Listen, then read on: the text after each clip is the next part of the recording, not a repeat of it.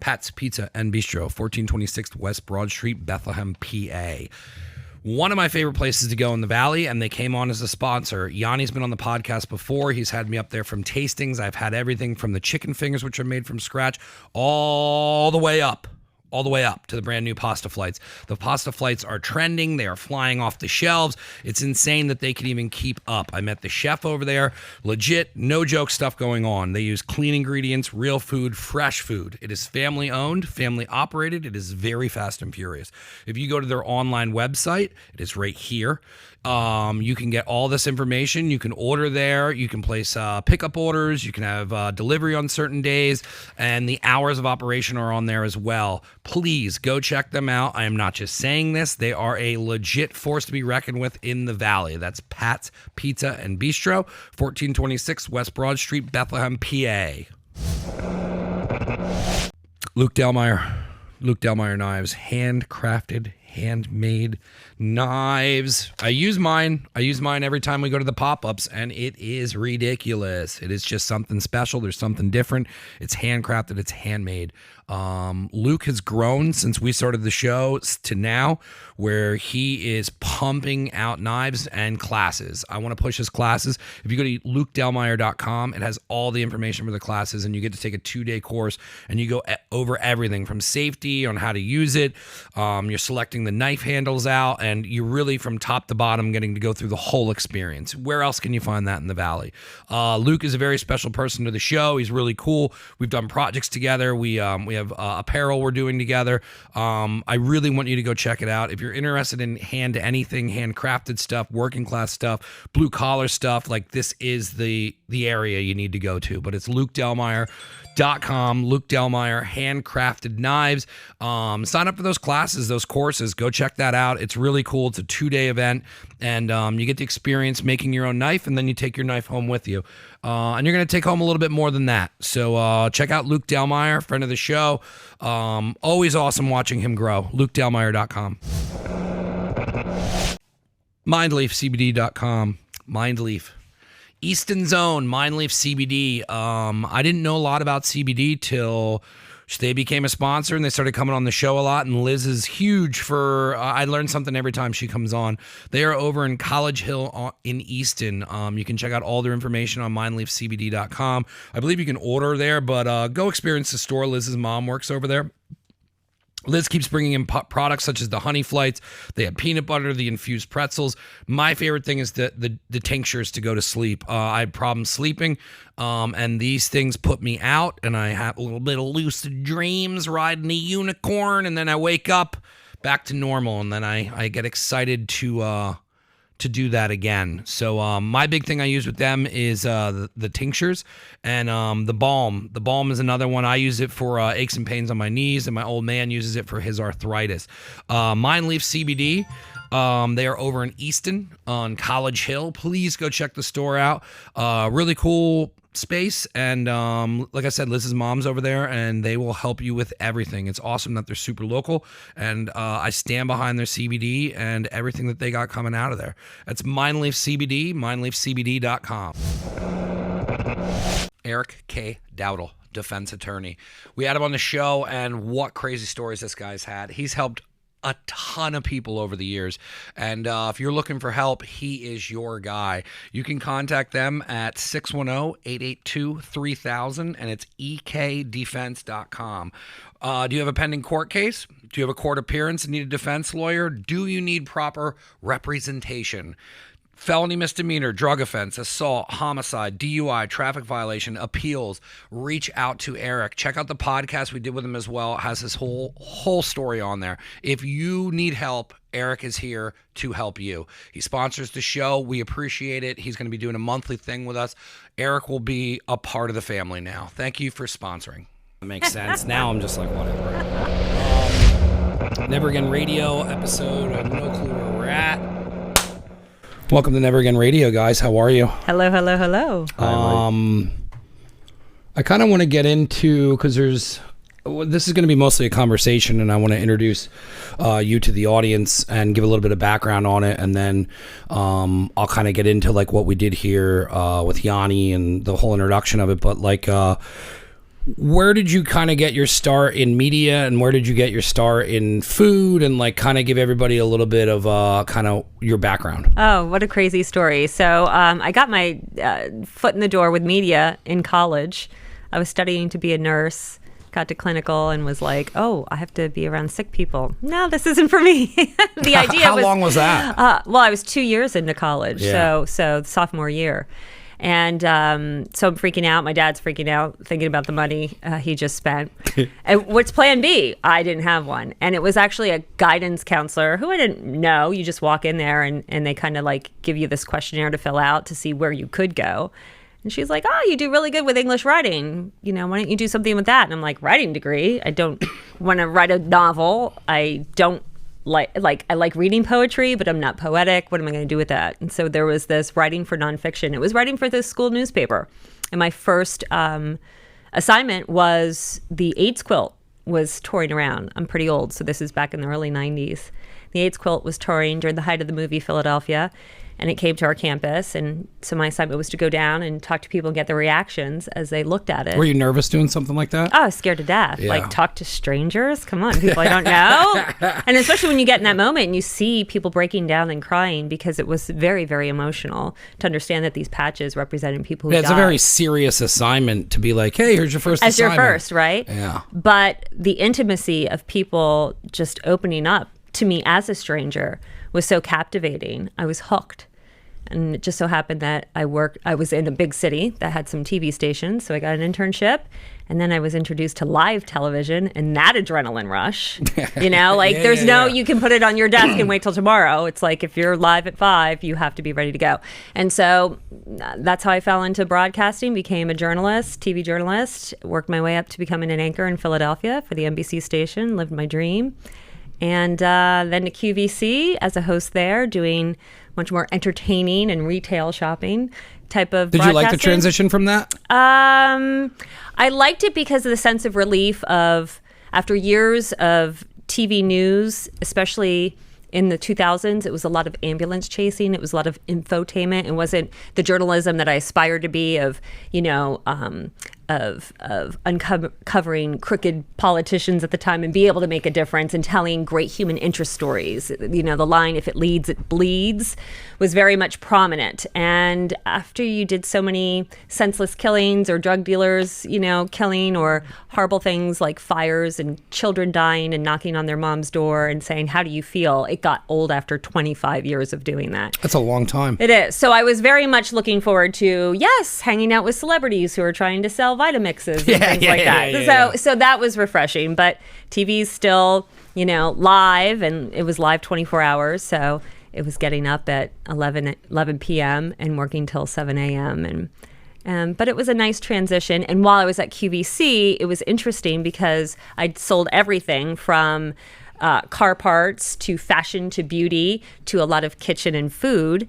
And that's where I shine because I have a love of food. I love to eat. And many years in news, I worked overnight shifts. So in the day when everybody else was at work, I'd watch Food Network and I'd make a Martha Stewart recipe or a Bobby Flay recipe on my own, and I'd photograph it. And it sort of all kind of came together at QVC, where I started selling kitchen and food, got my own cooking show, and started this path of just being that home cook who loves to share good food and recipes and great places to eat, like Pat's.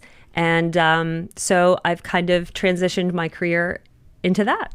Yeah, I mean, it must have felt, I mean, just from the little interacting we did down here and seeing how comfortable you are behind that, and like really, like when we started going, it was just you were a pro, and then we're just kind of like catching things and filling moments. But you could also tell that like you are in love with food, and that isn't just something you say. Like you genuinely cared about everything we were making, and that showed with like how you were carrying yourself. So for you to be into like for you to be able to shine like that and then get your own show, that must have been huge for you. Yeah.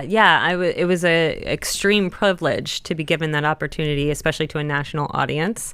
So I was very, very blessed. It wasn't quite the perfect cooking show where I could just do recipes and talk for the love of food. I still had to push product.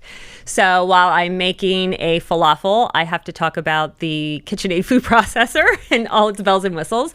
And hopefully sell and meet my sales goal during that. So, but it was still, to be able to talk about things that really you care about and are passionate about makes a job easy. It doesn't make it feel like work, right? Yeah. Isn't that what I think everybody wishes they could do, is just get paid to do something that you love. And I've been able to do that. And part of it is because of my time at QVC. And when you're like super passionate about a project like that, and then it shines, and even how Yanni is over there, and like his love with Pats and everything that you do there, when you meet people that also are in love with what they're doing and they're able to get an ounce of their passion and put it into, whether it's a career, a job, or work, it's really a difference with working with somebody or just making the project or what you're filming 10 times better just because the person cares about it. Yeah, it's just magical. I love collaborations like this. I mean, as soon as I met Giannis, it was like, wow, his energy, his passion. Yeah. And really, honestly, it's about being genuine. And after all my years in TV news and interviewing people, all different walks of life, all different positions in life, I like to think I have a pretty good read on people now. And Giannis was somebody that was so genuinely just loves what he does and wants to work with other people who love what we do, like you, Mike, and me, and just get the word out about good food and what's happening in the Lehigh Valley or anywhere. I'm so attracted to that. It's just like, yeah, let's do it. I'll worry about. Yeah, you pulled 4 people in on the project because it was Ted, myself, and then anytime he's always like, because he'll call and be like, I got this idea, and I'm like, yeah, let's go. But working with people like that is like, they get it. They understand, like, all right, cool. Well, there is social media that we need to get out of this, but you also understand that, like, all right, well, if we combine all these people up, everybody's gonna bring something to the table. And like when we were doing that, there wasn't a lot of stress. It was set up correctly, and then it was like, oh, cool, well, this is fun. It's almost like what the 4 of us would have done if there was no cameras and he was just cooking for us and we were at Pat's. Exactly. And it's so funny because when Giannis introduced us through email on trying to make this happen, you were like, Stacey, I think we really should have a call. I mean, I never met Mike. Yeah. I want to talk about like what we're going to do. And, we're all busy doing things and that never happened. And on the way over here, I remembered that I was thinking he's probably like, oh my gosh, she blew me off. Like, no. But what's beautiful is we're all professionals. This is all coming from a genuine place. We did not have one production meeting for anything, not even this podcast. Not at all. But you don't need to sometimes, No. when it's just, this is what it's meant to be. A hangout sesh, talking about great food, talking about how great Pat's is, and educating people and saying, hey, try this, look at this recipe. Think outside the box, and here's a great place if you don't want to cook it, go to Pat's. Yeah, it was funny because I usually get on the phone with people just because it ended up being a thing where the podcasts are better because I'll like go and meet with the person at a restaurant or something and just talk to them beforehand. And then if they don't have any experience in doing this at all, it calms them down. And then by the time we do the podcast, they're relaxed because they met me before, because I've done them like cold, and it takes at least 5 minutes before the person breaks, where if you meet up, it's 1 or 2, we're into it, and then they're comfortable. Yeah. But then I was like, shit, I'm like, I didn't call her. And then I said something to him, and he's like, dude, she's a pro. And then I was like, oh, yeah. I'm like, she's got all this experience. And then as soon as I met you, we had an introduction, and then I was like, yeah, this is going to be easy. Whenever I have anybody on who has like TV or like has done podcasts, it's like, cool, there's not an aura of like, oh my God. Some people are super nervous when they come on. Were you ever nervous coming on? No, you're always you have like full one, as a cucumber. You have like one mode. Like you came down, I'm like, how you're like, I'm the pasta. It's crazy. And then every time I talk to you, you're like, it's crazy, but you keep this even even keel where you're like, hey, cool. All right, we're gonna do it. I'll take care of it. She's a pro. You got this. You know what you're doing. And I'm like, it calms the whole situation down. It's needed. Yeah. This is Giannis. I'm so excited. And that's genuine, true excitement set in that tone. Yeah. How did the two of you guys come together to even pull this project? Because I know we were talking a little bit earlier, but like, how did you find Pat's, or like, how did you guys start working together? The gram, baby.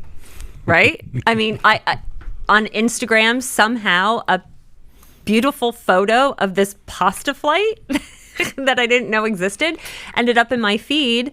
Come to realize that pasta flight was coming out of my hometown in Bethlehem, and it came from Pat's. And I called a girlfriend and I said, we got to go try this. And so it was before the Chris Rock show at Wind Creek. We went there and it was amazing. So I took a photo and tagged Pat's, and the next thing you know you dropped me a line in the DM saying, hey, we should collab. And I was like, cool. And that was it. That's how it came to be.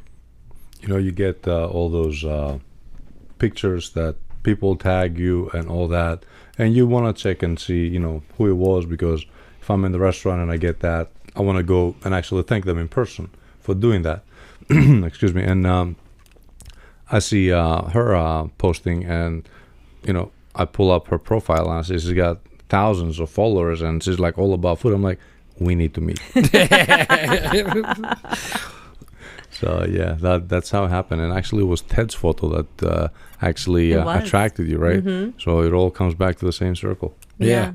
Ted's great. It was funny when we were telling that story, because I was like, wow, that's so crazy how connected everybody is off of one post.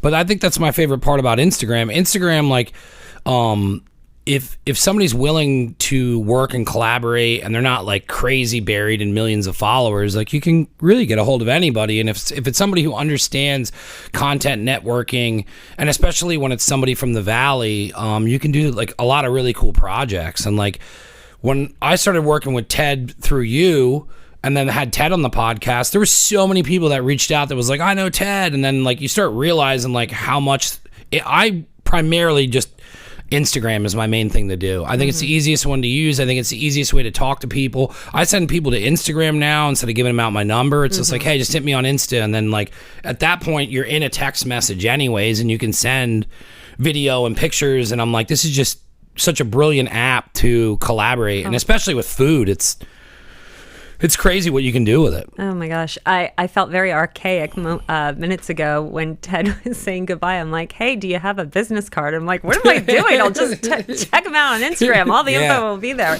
It's so funny how things have evolved. But what I think Instagram has done for the food community is unbelievable. I mean, I grew up, it was just the Food Network. Now there's a plethora of different networks and ways to watch food video programming.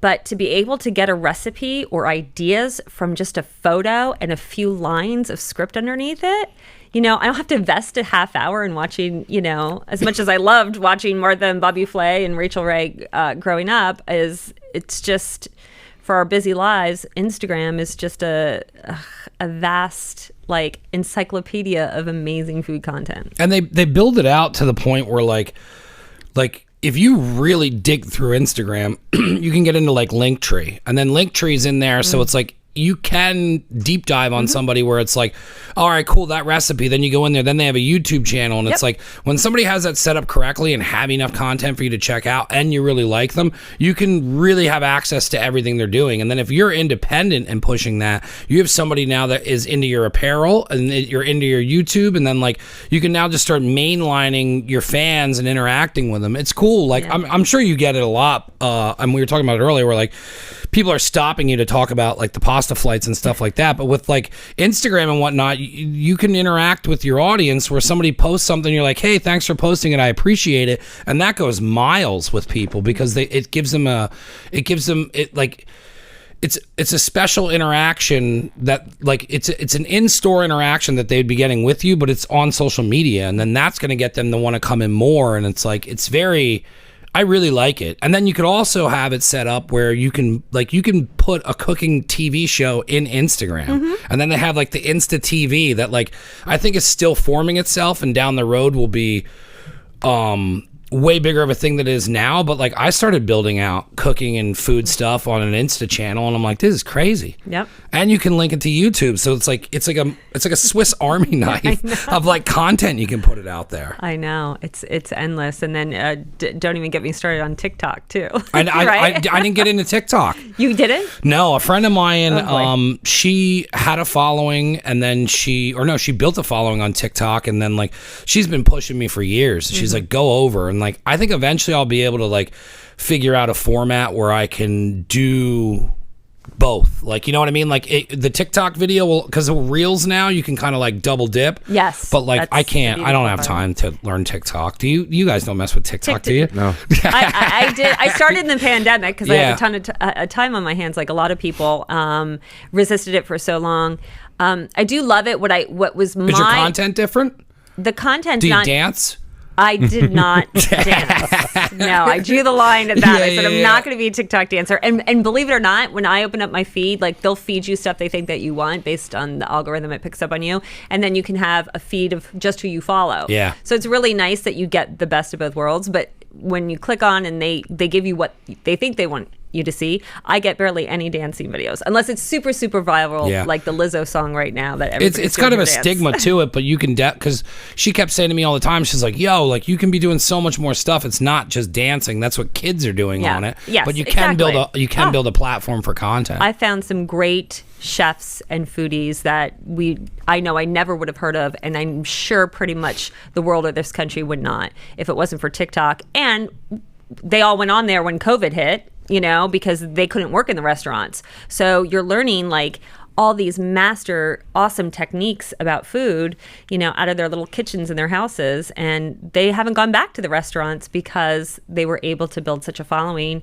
and partner that and get brand endorsements. But it's really great. And the one thing that I will say, you might want to check out TikTok now, because when I first did, you could only do, I think, 30 seconds. Yeah. And I was like, you can't do a cooking video. Like, you can't do a recipe in 30 seconds. But now I think they're doing like 3 minutes and 5 minutes, and they're letting longer formats. So you can actually do a recipe like yours, like what we made today, a little bit of proper justice, Okay.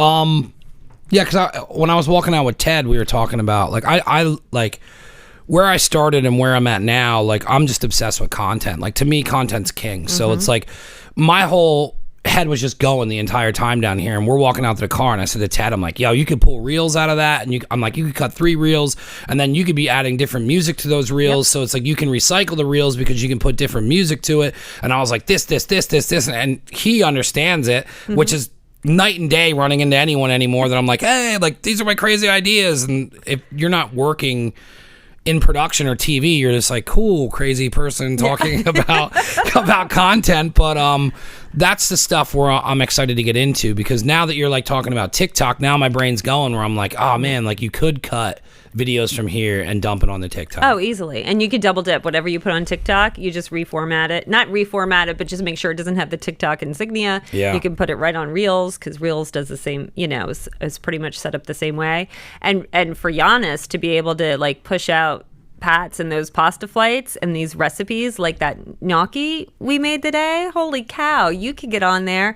Ted could shoot what he just did today, and you could have, you making a recipe on TikTok, it go viral, and next thing you know, he's got 1 million followers and That would be nice. in a whole new world, right? That would Maybe be nice. Yes, it would, right? What was it like for you to have the pasta flights go viral? Because I remember I texted you and you were like, bro, and you showed me like what the numbers were, like, because it was right after the you had the event of everybody, the social media people there, and then there was this first wave of like everybody was kind of starting to share it. Because I think you were ahead of the curve as well with getting all the food people together before, because there's some people that were at that table that kind of broke out and like did bigger things. But at that time, I feel like you were on to something, bringing everybody in. And then when I saw what you were actually doing, I was like, this is pretty brilliant on your end. But when that took off like that, what was like that for you to manage as a restaurant owner? Because it had to have been totally nuts, the amount of orders that were coming in still coming in. Yeah, you don't manage when something like that hits you. You don't manage. You just sit there and you watch. I mean, literally, I've never experienced anything like that before. I'm hoping to experience that type of wave again in the future, but I did not expect it to take off that much. It was hard right out the gate. Overnight, I would say. Yeah. We had people driving 4.5 hours to come and, eat pasta flights. I mean, it's insane. They pass 1,000 Italian restaurants to come to us. I mean, that's big. Yeah. You don't... It was cool to see it happening in the Valley. Like, like we had done the podcast years ago, and then we always worked on projects, but then the more we were becoming friends and then working together tighter, to see it happening to Pats, like it was awesome for me to watch, where I was like, yo, I'm like, because you were like, these people drove 4 hours and it's just people smiling, eating pasta, and I'm like, that's dope, man. That's in the valley. Yeah. It took off right after the event that we did, which was an amazing event, and we'll be doing it every year. Trust me, that I had a great time. And you know me by now, I'm all about networking and bringing people together, because I think, great minds working together, great things come. So that event, you'll be invited next year as well. Better be. Yes. The perfect setup. I remember that night, it snowed a little bit. It was really nice. And Ted was there too. Yeah. Ted is everywhere. Ted, and anything nice we do, Ted is there. Well, I didn't know anybody else, and Ted's who I texted, and I was like, hey, are you going to be at this? And he's like, yeah. And like, because I do all this stuff, but I'm still a shy person to the core. So I was like, man, like I got to go to this, and I don't know any of these people. And then I saw Ted, and I texted him. I'm like, yo, you going to be there? And I'm like, he's like, yeah. And I'm like, what time? And then I showed up early. And then as soon as I got there, like, I'm good once I get in, and then I'm like, cool. And then like Ted was like, yo, what's up? And then you were like, dude, gave me a hug, and I was like, all right, cool. All right, now I'm here before everybody, which means people have to introduce themselves to me, not I'm here late. But it was a cool event. I haven't ever been a part of anything like that. You can read the stress level on Mike's face anytime. And as soon as I saw him coming in and being stressed, I was like, come here, buddy, come here. Give you a warm one, yeah. So after that event, a week later, people started posting a couple of days after the event. Our social media numbers went, really high. A lot of interactions, a lot of new followers. I mean, everyone was posting within a date from each other, not on the same day. And for like a continuous week, we would get, slammed. And one of the things that we had on the table that day was pasta flights, which I was planning on introducing, and I figured I'm going to do it this way, so people get to see that on social media. Everyone was calling and was asking, when are you going to do the pasta flights? Are you serving them yet? My plan was to start it a little bit later, but I mean, literally, I would get emails, I would get messages on Instagram, on Facebook, everywhere. So I was like, you know what? It's on. And we started it. And then as soon as we started it, it just went crazy. Crazy. What's funny is, I can't remember his name. Your chef was like, served us the dishes and was like, yeah, we probably shouldn't do this, because he knew like if it went the way it went, it was doing saute dishes primarily non-stop, and you're like, you'll be fine. And that's all I kept thinking when that hit, is like, that dude was probably like, oh my god, the kitchen had to be crazy. That's Andrea, my chef. I love this guy. And one of the things he told me, goes, about a week into the craziness, we're talking like no availability in the restaurant, like every table filled all day long, and every table having a pasta flight. I mean, it's insane, right? Did you have enough boards? I had someone washing them. So at some point, I'm literally pulling my hair. Like, we're like at 3 p.m. and we're already at like 45 pasta flights. And the restaurant is tiny for a size of that restaurant. That number is a big number. And I'm looking at Andrea, who was at the moment shredding pecorino romano. And I'm looking at him like, man, this is crazy. And he tells me, he said, you know what we say in Italy? I said, what? He said, you wanted a bike, now you learn how to pedal it. So I'm like, okay, all right, well, I see where you go with that. But yeah, we had to get like an extra station for like sauté. I mean, it was getting out of control. Now, if you ask me, I don't think we need the extra station, but it's there to stay. So, the next big thing, we'll have to refer to that piece of equipment, because we have it sitting over there. So yeah, I mean, when I was watching everything, because I've cooked in kitchens and stuff like that, so that was where I was like, I wonder if he had to hire help. I wonder if they had to move the kitchen around. So with the new you had another saute station. So did you guys pretty much have to redevelop the layout of the kitchen to handle the load coming in? Just a little bit. I got rid of a fryer, and we pushed things around. We added some sprinkle systems, and we had a bigger hood system that we needed. So having everything. That's under the huge hood. to have that. Yeah. Otherwise, you would have been installing another hood. Let me tell you. And then we did hire a bunch of people. Some of them worked out, some of them didn't. Some of them are still with us. Amazing talent over there. I mean, right now, you order a pasta flight and you can literally have it in front of you in like 8 minutes, depending on how busy the restaurant is. So, yeah, something that seemed to be like impossible to make and plate and this and that. And that was my biggest fear. Making the pasta is easy. Serving it, you have to thicken up the sauce a little more so it's not dripping and drooling, now we got this one check. Yeah. I mean, it's great.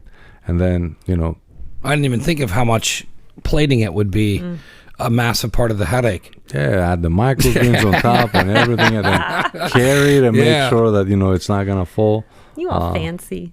Well, I like to do things right.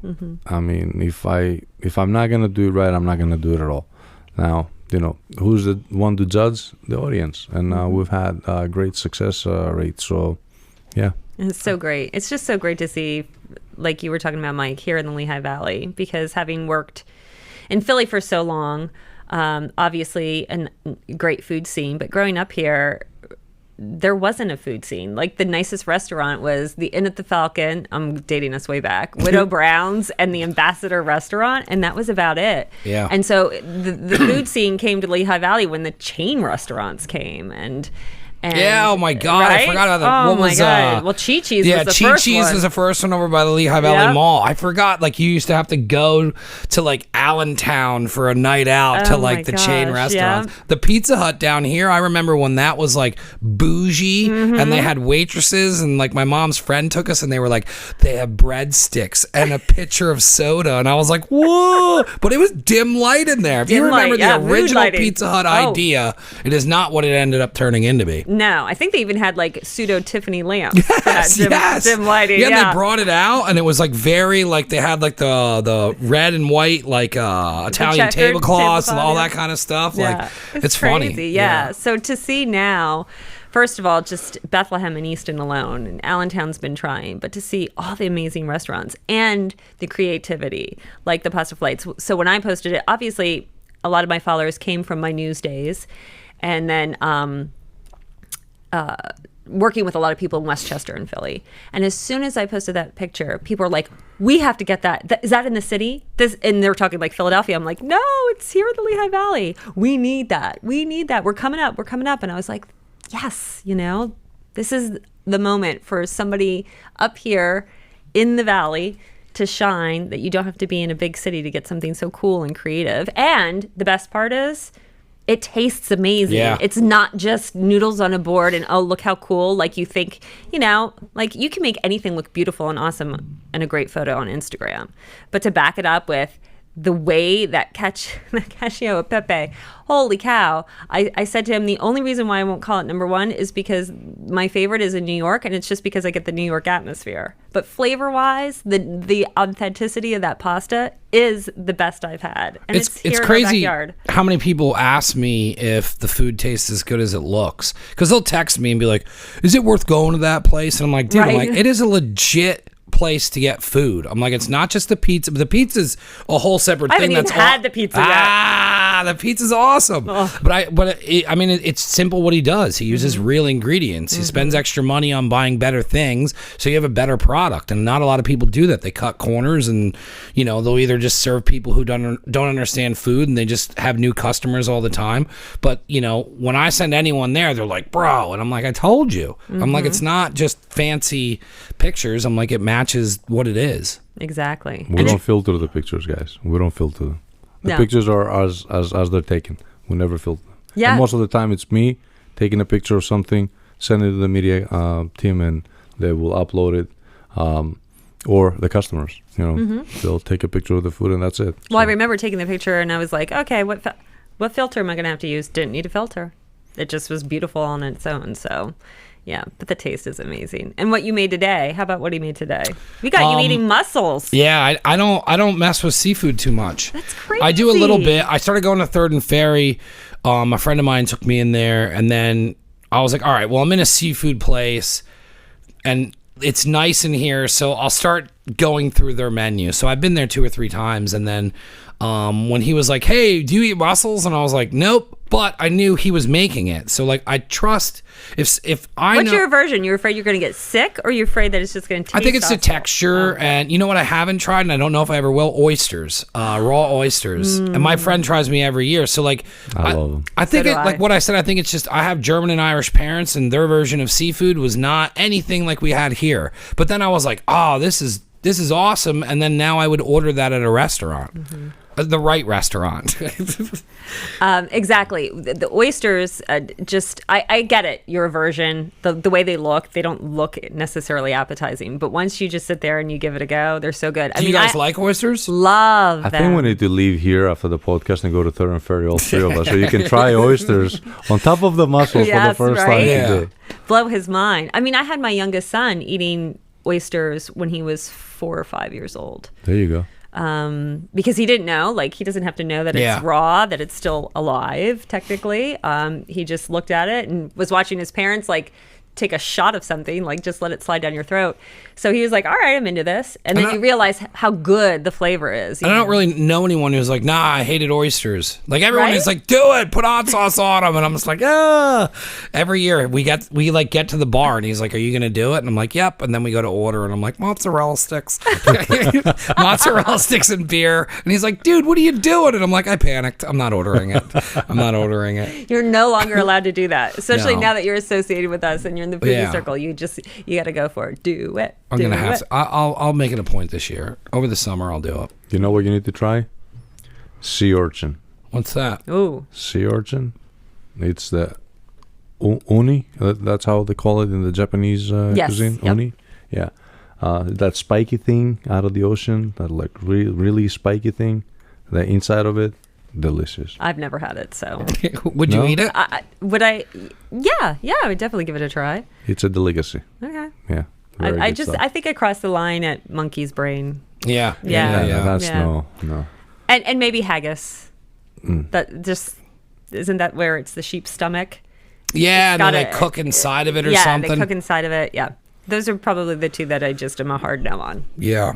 I'll cross the line on something if I know the person like knows what they're doing, but even then it's still And it's eyeballs. still tough. Yeah, I don't know. I'm starting to go through like all the Andrew What about Zimmerman eel? shows.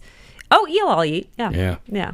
Because they use that a lot in sushi. So I don't get it. But that was the other thing I said too, is like I never was really a big sushi person. Then I was taken to a good sushi spot and I was like, oh, this is fun. And it was cool when we were doing the wasabi and dipping, and I was like, I get all this. Like it's fun to cross over. I'm like really interested into going into like just new cultures of food and stuff, and like understanding where it comes from. And there's a bunch in Easton that I want to hit up, and then just even getting like deep into Italian food that I've never had, because it's like there's a version of Italian that I have had, but then when you start digging into like deeper recipes, it's like, oh, like I should be trying more from like what's coming from the country and yeah, stuff. because there's so many different regions in Italy, and they cook so differently from each other. Thousands of dishes, guys. Thousands. Yeah, and I can imagine like Greece, your homeland. Is it the same way, or is Greece like you're pretty much all together? It's exactly the same way. Every region has its own. And it's here too. I believe it's in the U.S. as well. Everyone cooks different, like the islands, the people in the mountains, mainland, and then parts of the mainland. But everything is based on fresh ingredients. Like that's the Mediterranean kitchen. All kinds of fresh herbs, vegetables, everything fresh. Nothing canned or doesn't taste right. Fresh as What was the first thing that you made? The mussels was today? Yeah. Yeah, and what did you do for that?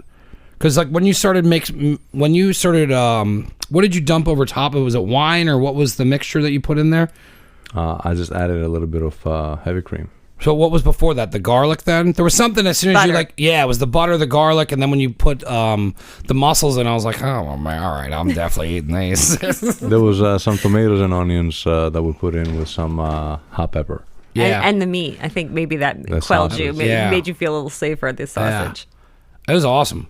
It was I love so long hots good. too. So it was I think long hots are like the perfect spice where it's just gonna kind of hang on like your tongue, and it's not like too hot like a jalapeno. I like a good long hot. I like them. They don't like me. Oh, see, that's so unfair. Yeah. Yeah, that's tough. I just started like the past decade having issues with spicy food, and I love spicy food. I love spicy. I don't know. And what I eat it. Then I just deal with then you suffer. Yeah, but when I want to eat something, I'm gonna eat it. Mm-hmm. No matter You gotta what, go all in. Yeah. no matter what happens next. So What was then you did 2 pasta dishes after that, correct? yes. Yeah. Walk us through those. So we did the truffle artichoke tortelloni first. Ooh, Yeah. I forgot about that. Now remembering. Yeah. Yeah, look at your face just lit up. You're Yeah. He Yeah. took a bite of those truffle peelings, and he's not. I just got forgetting into that. truffles last week. I was in New York, and I went with my buddy Angelo, and they do a truffle pizza, and he's obsessed with truffle. And I always see him truffle, and I'm like, I don't know if I like truffle, because I think I had like a truffle hot sauce or something. I was trying to mimic it, and then when you were doing that, I was like, all right, because I had liked truffles now last week, and then this is the second time I had it, and both times it was like real ingredients and being made correctly. It wasn't like knockoff stuff, and like that pasta was ridiculous with the truffle. Yeah. So little brown butter, artichokes chopped up. You can have them quartered. I mean, it all depends on how you want them, how much crunch you want on the artichoke, because it cooks well when you chop it up throughout. But I like mine al dente. I'll be honest. When I do that dish for myself, I just half it, not even quarter it, because I like that crunch from the artichoke. And then you incorporate a little bit of heavy cream, and that's it. I mean, the pasta is amazing itself, the tortelloni. It's a really high grade tortelloni that we're using, and you just finish it off with a little bit of truffle oil. Of course, you add the truffle peelings into it. I mean, if you have fresh truffle to shave on top of it, I believe it's gonna be even better. But hey, we didn't have that today, so. Do you have is that on the menu? Yeah. Yeah. And It's so funny because I've only ever the first time I went up there when we met, you kept bringing me stuff out. I'm like, dude, I can't eat anymore. chicken fingers, The chicken mozzarella fingers sticks. are ridiculous. I hear they're legendary. Yeah. They are. Yeah. He had I've them gotta down for try the comedy event, and they were just gone. I didn't get one. Crazy. Mike was like, I'll have some mozzarella sticks and some chicken fingers. I'm like, all right, you got to get out of that safe zone, buddy. Come on. You got to try the Sophia Loren dish. Yeah, that was awesome. Yeah. I got to tell you a funny story. We got a letter from the representatives, of Sophia Loren You're kidding. for copyright infringement. Yeah. But I think it's all going to work out because the reason we got the letter is because it just started opening up restaurants here in the U.S. as of 2018. And we've been using the name for that dish since 2009. Okay. So I think we're grandfathered in. But Or is it soon going to be Sophie Loren? or just Sophia, or we'll just just Sophia. keep the same name without having to go into like any kind of like battle or. How does that come up? Did they just start searching I guess the we made name and some then your noise. dishes started coming up? We made some noise, buddy. That's what I think. Yeah. Or someone was a good Samaritan and called them up and said, "Hey, these people." Yeah, you have stuff like that too. You Yeah. never know, but it doesn't matter. I mean, to me, I was laughing when I got the letter. To be honest. Yeah, you start realizing that like there's a reach and it goes out, and you're not just kind of a run-of-the-mill place, because if you were, they wouldn't even notice what you're doing. And I'm pretty sure that if Sophia Loren decides to come to the restaurant to try the dish we name after her, she's gonna love it. She'd be honored. So yeah, we'll see where we'll go with that. This just happened last week, literally. Oh, That's wow. crazy. Yeah. That is. Oh. So when you saw Ted's photos, then what was your experience coming into Pat's? It was great. I mean, I met my best friend, her husband. We're going to the Chris Rock show. We have a great bottle of wine because it's BYOB. And we sit down and we were kind of just really, loosey-goosey. Were you there for the flights? Oh yeah, absolutely. Yeah, It was there for the flights, and then there's me and my girlfriend, Liz, who's a foodie herself. We're like, yeah, we'll have a pasta flight each, and I'm glad it happened that way. But it was so funny because our poor server, it was very busy that night, by the way. She didn't say, okay, just so you know, it's 4 pounds of pasta per flight, because we even got an appetizer. and our husbands each got sandwiches. But we went for the flights, and it was placed in front of me, and literally our jaws just hit the floor, and we were like, oh my God, we got to take ridiculous pictures. Like, it's fun. Girls. It's like such a fun table dish, and and it was a great atmosphere. Families are in there, little kids, and you felt like you were eating at home with a big party with family around. And then but I was blown away. I expected it to be like a great thing to put on Instagram and try, but I really did not expect such high quality in the food. The sauce wasn't overpowering the pasta. The pasta was cooked perfectly. It was that texture of real, true, authentic pasta that's handmade, that al dente, which is to the tooth. Like, when you have it, you know it's different than anything that just came from a dried pasta. And so, and unfortunately, my girlfriend and I, like, if we're going to get the time to go out and eat, it better freaking count. It better be good. And so for us to try new places is a pretty big freaking deal.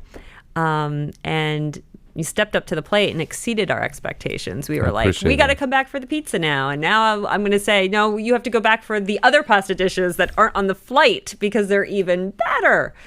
Especially that truffle one. Holy cow. It's fun when you get into a place like that where it's not a one-trick pony, and then you can go through the menu. Yeah. Because I didn't know, because I get stuck with classics or going to like the hits where I was like, oh, I didn't know has that dish on there. And then I was like, all right, cool. So like if I would go, because I sent a picture to my friend Gina, and she was like, what are you guys doing? And I'm like, making this food. And she's like, where is this? And I'm like, Pat's. And I keep telling her I want to go because her son Tucker is obsessed with pasta. But it's like, they could get the pasta flights, and now I'm like, oh, I'm just gonna get that truffle dish. You know what I mean? Like, right. But when I send people there, they're like, it's fun because they'll come back and be like, dude, the pasta flights. And I was like, did you get the pizza? And they're like, the pizza's good. And then now you have like, it's almost like you're baiting them to go back and be like, dude, talk to me when you get the pizza. Mm-hmm. And even when we had it catered for the comedy show, it was like, it was awesome because it was such a big thing to be doing down here, and it was the first time we ever did that. And I knew he was going to handle the food correctly, but the response from that was huge. But it goes back to like the thing we were talking about earlier, when people know what we're doing. And like you saw, like, because the chicken fingers were gone. I think my friend Tim ate half of them. And then when he was like, hey, I'm gonna get pizzas down here, but he knew the reaction to the food, and the food was, it didn't need it. But when he sent the pizzas over the top, then when everyone was like, it kind of like the event was over, and then there was like a little after party thing, everyone was eating the pizza, and they're like, dude, is this from the same place? But it's like when you work with people who understand what's going on, and it's like, cool, we're getting content, and these are all people that are going to now come to his restaurant. Like, it was a no-brainer to bring the pizza in. Mm-hmm. But it's cool. It's one of my favorite things when it's like, it's not like a sleeper spot, or like people be like, dude, I didn't know that was over there. I didn't know it was over there. And then like once it's spreading out everywhere, people like hit me up all the time. They're like, dude, like that's a legit spot. And I was like, yeah, 100% it's a legit spot. I'm like, I try and tell everyone about it. How did you find out about Pat's? How did I find out about Pat's? I'll remind you. Well, did you reach out to me or? No. Oh no, George. Yeah, now it's all coming back. And yeah, I had a birthday party right up the road over here at a friend's restaurant, and one of our common friends came to me. He's like, "Yeah, my buddy's down here. He's got a studio. He's doing this. He's doing that." I'm like, halfway drunk. It's my birthday. There's like 30 of us. It was during the pandemic, and it was like an exclusive thing. Like it was just us. So I'm like, yeah, let me meet the guy. He's like, yeah, you'll meet him. He's a cool guy. You guys can work together, etc., etc. Then a couple of days later, you came to the restaurant. Yeah, because I remember George was like texting me that night, and he's like, he already gave me the heads up. He's like, I'm drunk. He's like, you got to talk to my friend from Pat's. And I'm like, Pat's? And I start looking it up, and I'm like, I didn't even know that was over there. And I have a friend who lives over by that way. And then when you start talking to people who live over by Pat's, they're like, yeah, Pat's, you idiot. I know. Everybody right? knows about Everybody Pat's. But I was knows. just like, I don't get off at that exit. I'm not primarily over that way. So then George was just like, dude, check him out. And then we got on the phone, and then I hit George back, and I'm like, he's really cool. And then when I came in, he didn't stop feeding me. And I'm just like, here, try this. Because I think we did the salads first. And like, that's where I knew there was something special because it was hitting every mark. Like I was like, oh, the salad's ridiculous. Because it was a beet salad. Yep. And then I think you got me into the chicken fingers. Then when you started bringing the pasta dishes out, I was like, dude, I'm like, you're like hitting a home run on everything. It's not just, hey, the pizza's okay. Yeah, the meatball. Yeah. Right. It was, I posted all the food and everyone was like, dude, did you eat all that? And I'm like, portions of all of it. But I didn't finish it. But yeah, there's too much stuff to go through over there. Yeah, we, like I said, we do things right. The menu is not that big. It's not overcomplicated, but everything has special love and attention. I mean, we try our best to bring the best out there. So. And you can taste that for sure. What do you guys have planned coming down the pike? Are you going to, were you guys saying that you're going to do another cooking segment over at Pat's, or like, do you guys have projects coming up that you plan on working on? I'm trying to convince Stacey to do another one at the restaurant. We'll talk about it. Yeah, I don't think you have to twist my arm too much on that. We're actually going to be doing a cooking show on TV June 3rd. You're going on the local news channel, WFMZ. Yeah. Right? It'll be early in the morning. Channel 69. Yeah, like 6:30, 7 o'clock. But, we'll cook pasta at this time of the day, no problem. What are you going to premiere on there? Well, I'm gonna do a pasta flight, and then I'm gonna do an appetizer and another dish. I'm gonna do three parts, 3 segments. I'm gonna be there with my chef Andrea, and we're just gonna have a blast. Yeah, I know we're gonna have a blast. Yeah. Just bring a lot of food. You have to feed the crew. I know. I've been on their cooking segment. I used to host cooking classes too online during the pandemic, and to help promote it, I went on, and the big tip was just bring a lot of food so you can feed the crew. And having worked in news, I was like, yep. Then they'll invite you back, and so they do. It's fun. It's always about feeding the crew. Yeah. So we'll be doing this, and then my next immediate plans are Music Fest. Oh, yeah, I forgot you do that whole thing with the Celtic Fest. Yeah. And, life goes on. Keep being busy. What do you guys do for Music Fest, for anyone who hasn't seen? So last year we did just pasta. This year we're going to do pasta and pizza. Cool. Nice. Yeah. Are you going to bring the that giant thing out that you have to do the pasta? It's got to be there. What do you call it? Pentolo. Pentolo. Yeah. Did you see it? Yes, I saw a picture of it. It's ridiculous. I want to see that baby. No, I'll come down and check it out in person now. Because it's like I think it was last year you were posting it, and I was just like, dude, that's so insane. But what would you really do to serve? You can't just serve pasta at Music Fest on normal things. You would have to do it on a high level. There's a bazillion people. Yeah, well, the thing is, it was our first year in Music Fest. It wasn't, a great experience as far as like sales, I'll be honest. But having to eat pasta on a 110-degree day, it's not very convenient, and I get that. But whoever had our pasta came back. And came back. Definitely came back and came to the restaurant as well, because I was giving away a little, promotional material, and I saw the people from the Music Fest because I was there on the booth every day. I saw the people coming back to the restaurant. Those were new customers, because they really appreciate it. When you go to Music Fest, and it's festival food in the majority of it, right? And you eat something like a Sofia Loren dish, right? Or the truffle artichoke tortelloni, and you're like, oh wow, where are they located? So I'm doing pizza this year because I think a good pizza has not been served in the Music Fest for a long time. So. That's good walk around food too. Mm-hmm. Perfect. Yeah. Or your chicken fingers, if they're so legendary. I don't know how difficult those are to make, though, in mass. I don't know. I don't want to have to compete with my friends now. They're selling fried food over there. Look at you. It's so nice. Yeah. What a guy. I'll just do my thing, I'll just do my thing. But I'll echo that. Not a lot of good pizza available at Music Fest, and really, I think in the Lehigh Valley, there's a couple places. But it's nice to see pizza be elevated, I guess.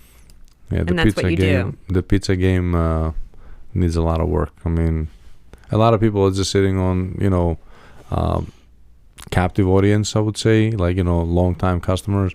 I always try to come up with some new recipes, combinations of toppings, and when you have fresh ingredients, I mean, you can always just make things happen.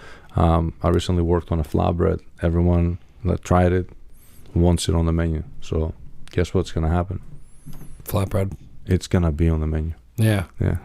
So yeah, my pizza game is good. I believe a lot of people have said that, and I like my pizza myself. I know what goes in it, on it, and yeah, then we got a good product. Yeah, I like the pizza. I sent a bunch of people over there for pizza, and I'm around a lot of people who like food, and there's definitely a lot of people gave it nods, like, nah, it's legit pizza. It's not just a gimmicky thing where there's like something going on. It's like it's cool that you have that many things that are great. It's not just one thing, and then you can get these things on the side, and those are kind of good, but you're like really hitting home runs with almost everything you're putting out. Thank you. I appreciate that. We, like I said, we try hard. There's a smile. Yeah. I was like, you're so, thank you very much. Yeah. There it is. What do you have coming down the pipe with what you're doing in the Valley and your things coming ahead? I just want to start wrapping up just because we've been here cooking and stuff, and I want to get you guys home. Well, hopefully doing, cooking with Giannis and doing some promotion. I'm really trying to get, it's been nice to really see that there is a foodie scene and a food scene and food vloggers and bloggers in the Lehigh Valley. So I like to connect with them more, but, what pays the bills is you'll catch me on QVC, even though I'm not there full time. I go on and I bring food products that I believe in, so I don't just pitch everything. So I go on with some cool... Oh, that's cool that you have that. Yeah, I have that going on. So well, I mean, with you being able to kind of choose, you can really like pull your passion and the stuff that you care about. Yeah, it's so much easier to say, this tastes amazing, your family's going to love it, it's high quality, when it's true and you believe that, than opposed to, having to sell something because it's part of your show and you're thinking this tastes like crap and I have to tell people to buy it, and so I make my sales goal. Yeah, then there's that awkward thing where someone runs into you. That's the part. You know what I bought? Yeah. That's the part that I always hated about my job at QVC is selling stuff that I didn't like, I wouldn't use. And not that I didn't like. I understand I'm not going to like the same thing as maybe you would, Mike, or you. But knowing if something is not a good product and I have to sell it, that was so disingenuous. It'd make my skin crawl. Yeah. So I don't do that anymore. And probably start doing my cooking classes again. I've taken a break since the new year. A lot of people are going back out. They're not stuck in their homes, so they weren't taking classes. What do you do as for the much. classes? Just kind of do like Zoom live? Yep, Zoom live, about an hour and a half. That's fun. And we make a appetizer, dinner, and drinks. I don't do desserts because I'm a terrible baker. But and I just teach people like good recipes. I am not a chef. I did not go to culinary school. I worked at a few restaurants. That's about it in college. But so I don't want to claim any kind of culinary expertise because I did not have to suffer through any kind of training like that. So it's really just about sharing recipes that I know are awesome and that people are going to love, and trying to push some of my core audience outside the comfort zone, Mike, and try to make mussels at home because it's super easy and it takes, as you saw today, few ingredients, normal ingredients, and you can have a really like fancy looking dish at home that tastes great. So that's what I would do. So do more of that and do cooking videos and just share my love of food and, edible hugs, I call them, my awesome. dishes. Yeah. What do you have coming down the pike, Yanni, besides Music Fest and all that? I mean, you're pushing the pasta flights, and do you have anything new coming out? We just put our outdoor tent at the restaurant, so we're gonna be oh, that's right, I forgot you're having events and stuff too. Yeah, we'll have some entertainment coming on Fridays, some live entertainment. Fridays and Saturdays, actually, we'll have a comedy show that I booked with Tyler for the end of August. Other than that, pasta flights are keeping me busy right now. We'll have some new menu development coming up, and we'll introduce it with a nice community event that we're going to have at the restaurant. you'll get to know about it, and I'm definitely gonna want you guys to be there. Yes, we're in. Yeah, I'm gonna have that big pentalo out there, and I'm gonna be cooking on that, and we're gonna have some pasta flight competition, eating competition, and stuff. Oh boy! Ooh, that is interesting. That's fun. I love it. A little Stand By Me. So yeah, there's some fun things happening. I really want to take some time off though. I just don't know when I'm gonna be able to. Yeah, but we'll see. Life is good. Yeah, cool. I want to thank both of you for coming on. One, because I normally have to interview somebody, and to just kind of talk is refreshing because I'm not like, I got another question. So like, it was awesome for you guys to come down here, and then like, I was like thinking like what my work day was today, and like I came down and cleaned, and sometimes the further I get in this, it's better not to like pile your plate up and then like ruin what's supposed to be fun later because you're stressed out about life. So I was just down here kind of getting ready, and I'm like, this is so crazy that this is what I'm doing today, where we're gonna film a cooking thing here, and it's so important to me to be doing these because it's setting the groundwork for what I want to do next. And it's like, I've been wanting to do food for so long, and I've talked about people doing for so long, and it takes specific people who are like, well, let's just do it. Mm-hmm. And then you have people that just want to do it, and they don't care that we're in a basement, but Ted's going to make it look good. And it's like, it's not the best setup ever, but it works. And it's like, that's the baby in it. And I remember this started in an apartment, and that was like the baby back then. So, I mean, it's really cool to have somebody like yourself coming in and wanting to do cooking stuff, and then getting somebody to collaborate with the credits that I've even just saw from how you carry yourself in an interview. Like, you're a super pro with this stuff. And so for the two of you to even come down here in this basement and believe in any idea I have is really cool to see come to life, because I'm already thinking like, man, when I have this set up, I can bring these two in and we could just be crushing home runs with food videos and stuff. So I can't thank you guys enough for even coming on or even doing it. And thank you for bringing the food and cooking. I'm going to give both of you a separate time to plug how to get to your restaurant or how to get to your social media to follow what you're doing, because you guys both have in a sense of social media, they're both followable content. So I guess we can lead with you, but like, how do we get a hold of anything that you're doing? Okay, to see me the easiest way possible, go to Instagram, Savor It with Stacey. I'm also on Facebook, but I'll be the first to admit I don't post a lot on Facebook.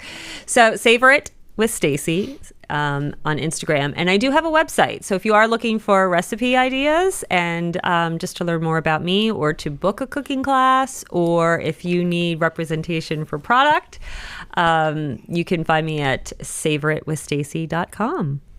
Cool. All right. PatsBethlehem.com is our website. We offer online ordering, catering, and then our social media channels are Pats Bethlehem and Pats Bethlehem. So we're located at 1426 West Broad Street. We offer BYOB environment with indoor and outdoor dining, deliveries, takeouts, big smiles on our faces, delicious food in your bellies, and that's what we do. Cool. If you're a first-time listener, first-time watcher, it's neveragainstudio.com. That has all my content on there, my apparel's on there, the YouTube's on there. Subscribe to the YouTube. I'm building that up so then we can monetize it, and then we can get into bigger projects at the next studio. But neveragainstudio.com, you can find everything on there. Spotify, iTunes, that's the major ones for if you're the audio version, and you search Never Again Studio on any of those platforms, and you can find us. Thank you guys again. Thank you for feeding me. Thank you for coming down. It was awesome getting to know you, and I can't wait to do further projects. Ditto.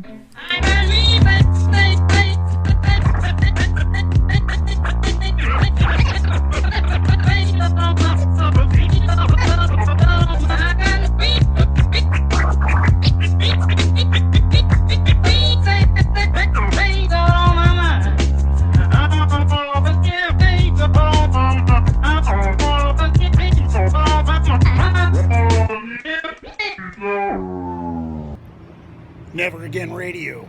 Get into it, brother.